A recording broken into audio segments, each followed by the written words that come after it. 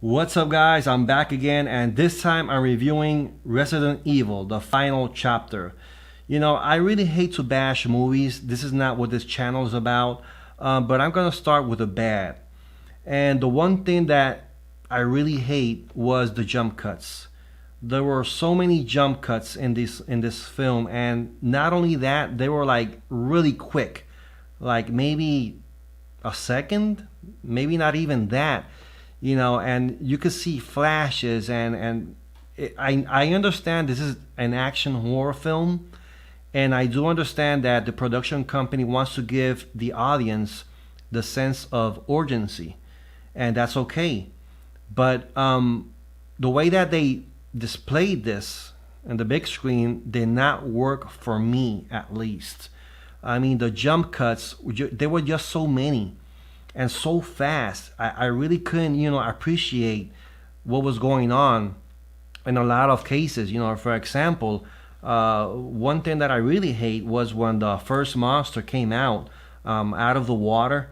And I really wanted to appreciate the monster design, but they never really focus on his face, and that's something that I really wanted to see. A perfect example of that was when a monster came out of the water jumping on Alice. I couldn't appreciate the monster design at all. They didn't focus on his face. The jump cuts were so quick, so fast. It was everywhere in the film. Another thing that I noticed was I did notice some lagoons compared to the previous films, and some things did not match. For example, the intro, I did appreciate that they came up with an introduction, with a little bit of background on the T-virus. But as the narration is going on, I did notice some loopholes. I did notice some contradictions compared to the previous films. And even in itself, I did see some conversations a little bit vague. Dialogues were very quick. But, these are things that, and I do understand, like I said, this is an action horror film. But these are things that really can, degrade a film, especially a horror film, in such a way that it doesn't leave the viewer with much, because as I said, narration is first for me, the story is first, but then when you match a poor story, not all the way down, but when you match a poor story with so many jump cuts, you could really go dizzy in this film. So if you're gonna watch this, you really need a keen eye. You really have to look quick and fast, because the movie goes 100 miles an hour. It goes everywhere. But there were things that I did like. For example, there were some fight sequences that I really enjoyed a lot, especially the fight sequence at the beginning that Alice had with Dr. Isaac. That was a pretty cool scene right there on top of the tank.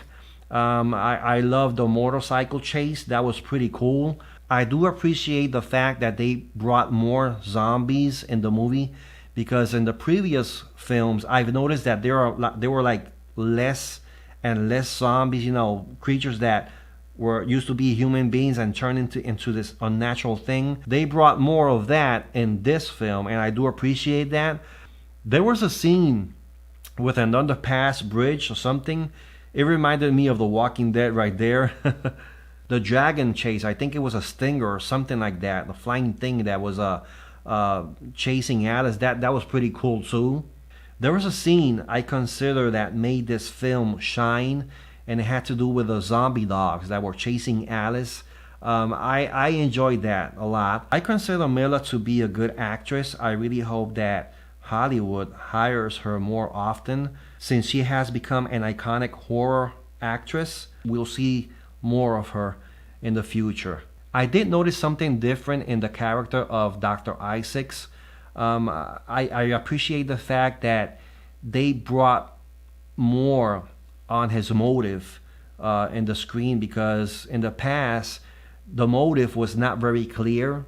You could see that it was more for power and control, but in this film the motive is more clear. You could see why he's doing this. I feel a little bit sad, since Jill Valentine, the character that came out in previous films, was not in this movie.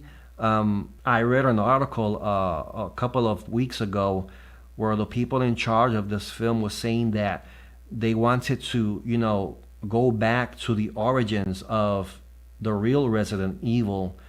And after watching the movie, and I concluded, that it wasn't there.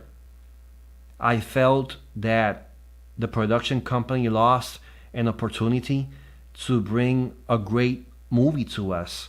The movie is not a total loss, it's just a movie that it's not to die for.